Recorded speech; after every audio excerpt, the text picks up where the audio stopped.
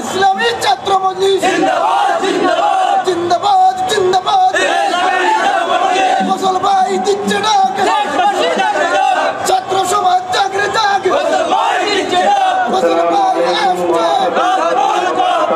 রাজপথ কাঁপছে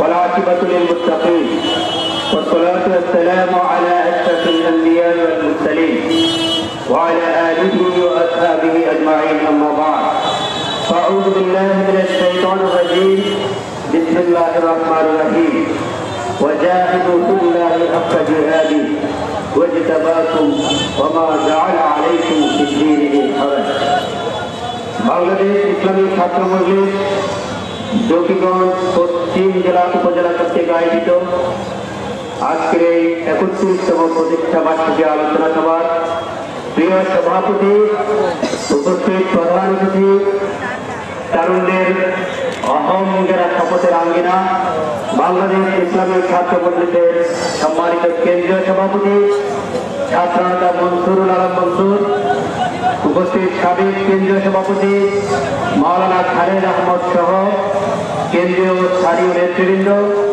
সমবেত সুধীমণ্ডলী, সম্মানিত ছাত্র বন্ধুগণ, অভিভাবকবৃন্দ এবং সম্মানিত কালীগঞ্জবাসী, আল্লাহ রাব্বুল আলামিনের শুকরিয়া আদায় করছি।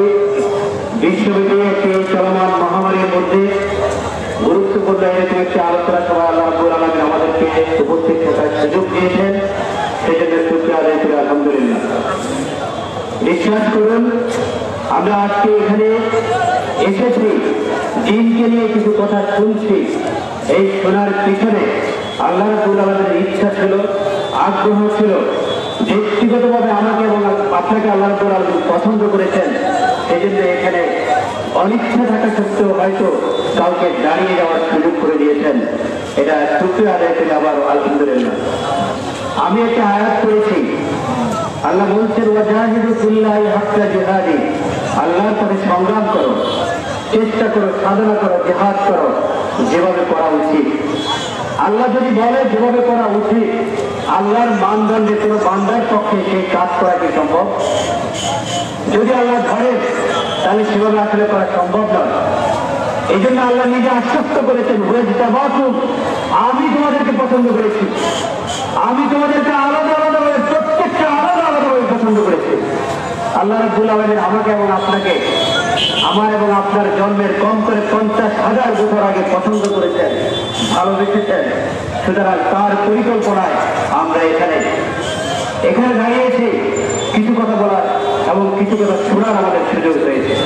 বন্ধুগণ, আজকে এখানে যারা দাঁড়িয়েছেন, যারা ইসলামী ছাত্র মজলিস এবং খেলাফত মজলিসের সাথে সম্পৃক্ত, তারা হয়তো চিন্তা করছেন না, কিন্তু অন্যদের মধ্যে যারা আগে শুনেন নাই তাদের মধ্যে কিছুটা চিন্তা আসতে পারে। আমি বসে ভাবছিলাম, চিন্তাটা হতে পারে কেউ মাইকের আওয়াজ করে ইসলামের কথা কিছু শোনা যাচ্ছে, মনে হয় এটা কোনো মাহফিল হবে, দাঁড়িয়ে একটু শুনে কি বলে, আইসা দেখে না মাহফিলের মতো লাগে না।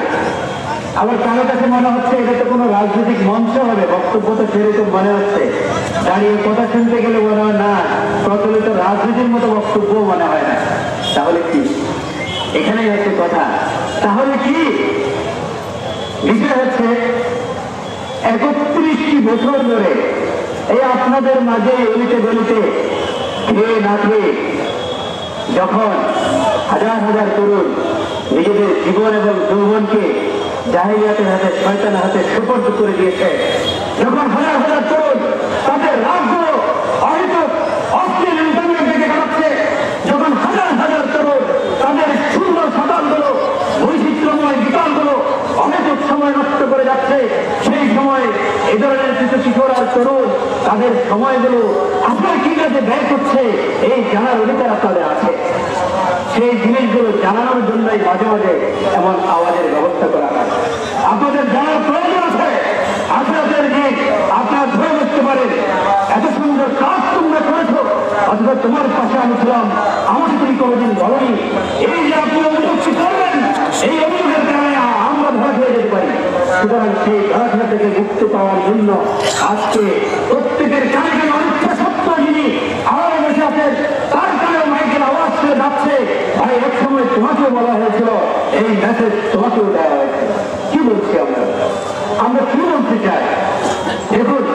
আমরা তো সাধারণ মানুষ। আল্লাহর নবীরা নিজেদের সন্তানদেরকে নিয়ে উদ্বিগ্ন ছিলেন। আমরা তো সাধারণ মানুষ, আমরা তো উদ্বিগ্ন থাকবোই।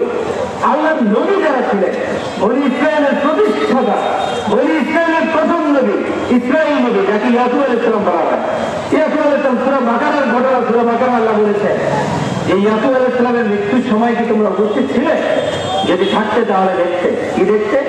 তিনি তার সন্তানদের সবাইকে ডেকেছেন। তার সন্তানদের মধ্যে তো ইয়াকুব আলাইহিস সালাম ছিল, অনেক ব্যক্তিবর্গ ছিল, অনেক জ্ঞানী ছিল তারা।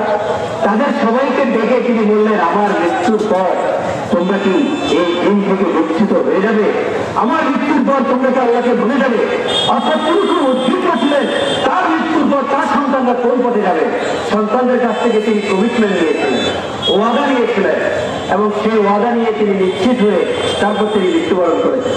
সন্তানদেরকে নিয়ে আজকে এই উদ্বিগ্ন আমাদের মা বাবাদেরকে প্রায় আমরা দেখি শিক্ষকতা থাকার সুবাদে আমরা প্রায় গার্ডিয়ানদের কাছ থেকে এরকম চোখের পানি দেখে তাদের কান্নায় তারা বুক বাঁচাচ্ছে।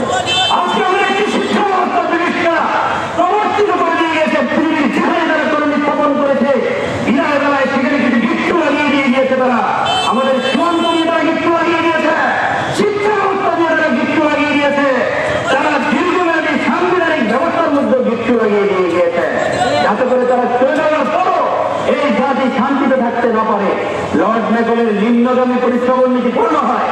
সে বলেছিল, we must do our best to make a class who may be interpreters between us and the millions whom we govern, a class of persons Indian in blood and color, but English in taste, in opinion, in moral and in intellect. আমাদের কাজ হবে আমাদের শাসিত ভারতবাসীর মধ্য থেকে এমন একটি শ্রেণী বের করা যারা দেখতে ভারতীয় হবে, কিন্তু মেধায় মানলে মেধাদের চিন্তায় তারা হবে ইংরেজ। আমরা যেটা চাই সেটাই তারা করবে। আমাদের এবং আমাদের প্রজাদের মধ্যে সংযোগ রক্ষাকারী প্রবাসী কেরানির কাজ তারা করবে। আমরা যা চাই তাই তারা করবে। সেই লক্ষ্যেই তারা এমন একটি শিক্ষা ব্যবস্থা প্রবর্তন করে গিয়েছে। আজকে ওই শিল্পে সন্তানদের জন্ম হচ্ছে, নিজ হাতে মানবকে খুন করছে। আজকে জ্ঞান আর আবিষ্কার মধ্যে সন্তানদের জন্ম হচ্ছে। এই সমাজ যাবে কোথায়? মা বাবাদের চোখের পানি দেখলে তখন তৈরিটা কেঁপে ওঠে।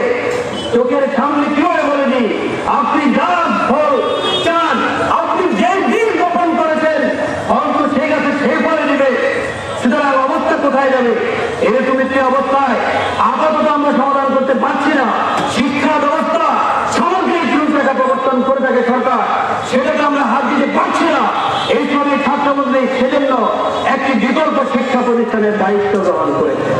আপনার সন্তান স্কুলে পড়ুক, কলেজে পড়ুক, মাদ্রাসায় পড়ুক, এই সময় ছাত্রমন্ত্রী এই সময় আঙ্গিনা আসার পর সে এমন ভাবে গঠিত হবে, তার সুন্দর সকালগুলো, বৈচিত্র্যময় বিকালগুলো, জীবনের সুন্দর শুরুর সময়গুলো এমন ভাবে গড়ে উঠবে, পৃথিবীর সবচেয়ে খারাপ পরিবেশে সে যদি নিক্ষিপ্ত হয়, আপনার সন্তান হারিয়ে যাবে না, আপনার সন্তানকে আপনি খুঁজে পাবেন। আর যে সমস্ত ছাত্র ভাইরা আছেন তাদেরকে বলতে চাই, জীবনের সবচেয়ে সোনালী সময়টা এখন পার করছেন। এই সময় হারিয়ে গেলে তারপর বুঝতে পারবেন এই সময়টা কত মধুর ছিল। একজন নবীর হাতে তার সন্তান কিভাবে বেড়েছিল আমরা দেখি। আজ থেকে প্রায় 4000 বছর তারও আগে হযরত ইয়াকুব আলাইহিস সালামের সন্তান বালক ইউসুফ আলাইহিস সালামকে ভাইরা কূপের মধ্যে ফেলে দিয়েছিল। সেখান থেকে একদল ব্যবসায়ী তাকে দাস হিসেবে বিক্রি করে দিয়েছিল। মিশরের বাজারে তিনি গোলাম হিসেবে বিক্রি হয়েছেন। গোলাম হিসেবে মিশরের আজিজ তাকে তার বাসায় নিয়ে যাচ্ছে। অল্প একটু সময় আজিজ তার সাথে কথা বলার সুযোগ পেয়েছে। মিশরের বাজার থেকে আজিজের বাসভবন রাস্তা বেশি না। যারা মিশরের সেই জায়গা সম্পর্কে ভালো আছে জানেন, রাস্তা খুব বেশি না। এই অল্প সময়ে এই বালক ইউসুফকে দেখে এই আজিজের মধ্যে কিরকম প্রভাব তৈরি হলো, কিরকম তার মধ্যে প্রভাব সৃষ্টি হলো, সে তার স্ত্রীকে গিয়ে বলল, একে সম্মানিত করো, একে স্থায়ীভাবে বসবাসের সুযোগ দিয়ে সম্মানিত করো। একজন গোলামকে কেউ স্থায়ীভাবে বসবাসের সুযোগ দিয়ে সম্মানিত করে না। ও আজিজ বলল, হয়তো তাকে সন্তান হিসাবে গ্রহণ করে আমরা তার কাছ থেকে উপকৃত হতে পারি। এই বালক ছোট্ট ইউসুফ আলাইহিস সালামের মাঝে সেই আজিজ কি দেখেছিল? একজন নবীর হাতে গড়া সেই সন্তানের মাঝে এই ছোট্ট বালকের মধ্যে এমন কিছু দেখেছিল যার কারণে সে প্রভাবিত হয়ে গেছিল। বালক ইউসুফের পিছনের কোনো পরিচয় ছিল না, পিছনের কোনো পরিচয় নেই। পিছনের বাজারে দ্বিতীয় একজন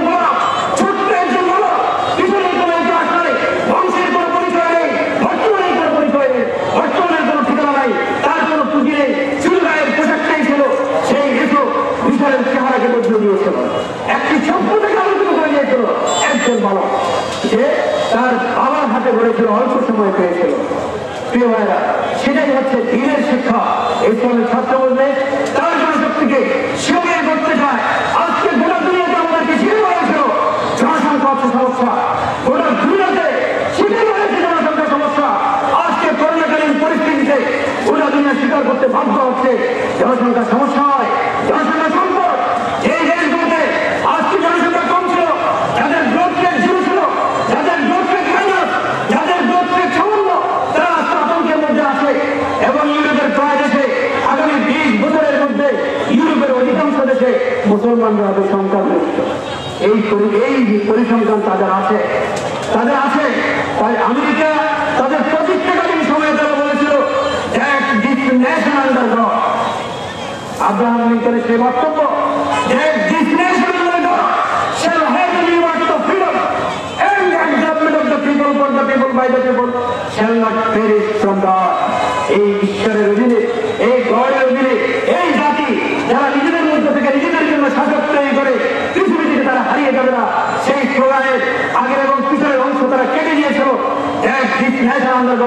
এই কথাটা তারা দীর্ঘদিন বলেন। এই প্রথম ঠেকায় করে বাইরের শপথ অনুষ্ঠান যারা দেখেছে বারবার এই কথাটা তারা উচ্চারণ করেছে। এই প্রথম দীর্ঘ 100 বছর পর তারা উচ্চারণ করলো that this nation under God, that this nation under God। তারা এখন আইডেন্টিটি ক্রাইসিসে পড়ে গিয়েছে। আজকে খ্রিস্টান এবং ইহুদিবাদ দীর্ঘদিন একসাথে সংঘবদ্ধ হয়ে ইসলামের বিরুদ্ধে লড়াই করেছে। আজকে ভিতর থেকে তাদের বিরুদ্ধে ফাইট শুরু হয়ে গিয়েছে। আজকে গোটা আমেরিকা খুঁজে দীর্ঘদিন তাদের প্র্যাকটিস ছিল, তাদের তরুণ নেতৃত্ব গোটা আমেরিকা খুঁজে গত 2টা বুড়ো মানুষ ছাড়া নেতৃত্ব দেওয়ার মতো আমেরিকার প্রেসিডেন্ট হওয়ার মতো কোনো লোক খুঁজে পায়নি তারা। আজকে বাইডেনকে দৌড়ে দৌড়ে প্রমাণ দিতে হচ্ছে, দৌড়ে দৌড়ে তাকে দেখাতে হচ্ছে আমি এনার্জেটিক। এই প্রশ্ন আমাকে করো না যে আমার শক্তি নেই, যার কারণে সে বইলেন প্রমাণ করতে হচ্ছে দৌড়ের মতো। অথচ আজকে সেই ক্রাইসিসে তারা বুঝছে যুব সমাজ শেষ হয়ে যাচ্ছে। গোটা দুনিয়ার একই অবস্থা, বাংলাদেশের একই অবস্থা। সেই জায়গায় আশার আলো বাঁচিয়ে রেখেছে ইসলামী ছাত্র মজলিসের মতো এরকম দিনই সংগঠনগুলো এই আশার আলো বাঁচিয়ে রেখেছে। তরুণরা যারা জাহান্নামের পথে খেতে নয় দৌড়ে ঢুকে যাচ্ছে, তাদেরকে পিছন থেকে ধরে হাতে পায়ে ধরে তাদেরকে সেই রাস্তা থেকে ফিরিয়ে এই কাজটি ইসলামী ছাত্র মজলিস করছে। রাষ্ট্রের 1 টাকাও খরচ করছে না, রাষ্ট্রের 1 টাকাও এই বিশাল কাজে ব্যয় হচ্ছে না। যে কাজের দায়িত্ব শুধুমাত্র তরুণ সমাজকে সংশোধিত করে আগামী দিনের নেতৃত্বের জন্য উপযোগী করবে, যে দায়িত্ব রাষ্ট্র দেওয়ার কথা ছিল, সেই রাষ্ট্রের 1 টাকাও ইসলামের ছাত্র মজলিস খরচ করছে না। আমার আপনার নিজেদের রাস্তার পয়সা জমিয়ে, নিজেদের লঞ্চের পয়সা জমিয়ে, নিজেদের গাড়িওয়ালার টাকা জমিয়ে সেখান থেকে খরচ করে ওই তরুণদের পিছনে ব্যয় করছে। যারা নিজেদের বৈচিত্র্যময় বিকল্প তাদের আগ্রহ তারাও সেরকম সেলিব্রিটি হয়ে অথবা সেই আপনার ইন্টারনেটের জগতে ঢুকে তারাও হারিয়ে যেতে পারত। আজকে এই কিশোরগুলো, এই তরুণগুলো তাদের মা বাবার চক্ষু শীতল হওয়ার কারণ হয়ে যাবে। বিশ্বাস করুন, আপনার সন্তান যারা আজকে তাদেরকে নিয়ে আতঙ্কের মধ্যে আছে, তাদেরকে বলতে চাই আমার সন্তানদেরকে ইসলামের ছাত্র মজলিসের হাতে তুলে দেন, আপনাদের চক্ষু শীতল হয়ে যাবে, চক্ষু শীতল হয়ে যাবে। এবং কবরের ঢুকে কবরের মধ্যে বসে বসে শুয়ে আপনি সবকে দাঁড়িয়ে যাবে, সেই সব পেতে রাখবেন। সিদ্ধান্ত আপনার, সিদ্ধান্ত নেওয়ার এখনই সময়। যেই সময় আমি বুঝতে পেরেছি সিদ্ধান্তটা সেই সময় নিতে হবে, কারণ সিদ্ধান্ত নেওয়ার মাঝখানে যেই সময়টা আমি ব্যয় করবো সেই সময়টা হচ্ছে শয়তানের সময়। সর্বশেষ শুধু অল্প কিছু কথা বলে শেষ করতে চাই। ভয়ের কোনো কারণ নাই, হতাশার কোনো কারণ নেই। দেশ শেষ হয়ে যাচ্ছে, প্রজাতি শেষ হয়ে যাচ্ছে, আগামী প্রজন্ম শেষ হয়ে যাচ্ছে, হতাশার কোনো কারণ নেই। যারা সিদ্ধান্ত নিয়ে ফেলেছেন তারা এগিয়ে যান। বিশ্বাস করুন, আসহাবে কাহফের ঘটনা আপনারা পড়েছেন। অল্প কিছু যুবক যাদের কোনো দায়িত্বশীল ছিল না, যাদের কোনো নেতা ছিল না, যাদের কোনো অভিভাবক ছিল না, যাদের কোনো গার্ডিয়ান নেই, তাদের দায়িত্ব নেওয়ার মতো কেউ নেই, সেই আসহাবে কাহফ অল্প কয়েকজন যুবক তারা দেশ থেকে শেষ পর্যন্ত উৎখাত হয়ে গিয়ে ধোঁয়ার মধ্যে আশ্রয় নিয়েছে। আল্লাহ তাদেরকে কয়েকশো বছর ঘুমিয়ে রেখেছেন। এই ঘুমের মধ্যে আল্লাহ পাহারা দিয়েছেন। শুধু পাহারা দেন নাই, কোরআনে সূরা কাহফ এসেছে আল্লাহ প্রকৃতির নিয়ন্ত্র পর্যন্ত বদলে দিয়েছেন। সূর্যের আলো শুধু নয়, আলোর নেতারই হচ্ছে শুনে দেওয়া। আল্লাহ এই আলোর নেতাকে বদলে দিয়েছেন, বলে দিয়েছেন আমি আলোকে বাঁকা করে দিয়েছি। কোরআন যে কথাই বলছে বিজ্ঞান হয়তো আরো 100 বছর পরে গিয়ে আলো যে বাঁকা হতে পারে সেটা হয়তো বের করবে, এখনো পারেনি। আল্লাহ সে আলোকে বাঁকা করে দিয়েছেন শুধু ওই ঘুমন্ত আলোকগুলোর জন্য।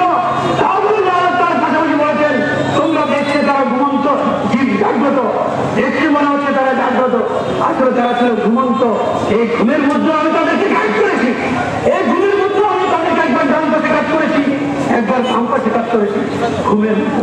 সুতরাং আমরা দিনকে নিয়ে কাজ করছি, আমরা দিনকে নিয়ে কথা বলছি, এই শাস্ত্র আপনাকে আমাকে ঘুমের মধ্যে আল্লাহ কাজ করে। সুতরাং হতাশার কোনো কারণ নাই। আসুন জীবনের সবচেয়ে সোনালী সময়গুলো যারা এই সোনালী অঙ্গনে ব্যয় করছেন তারা এটাকে গণিমত মনে করে আরো কাজ করে যান।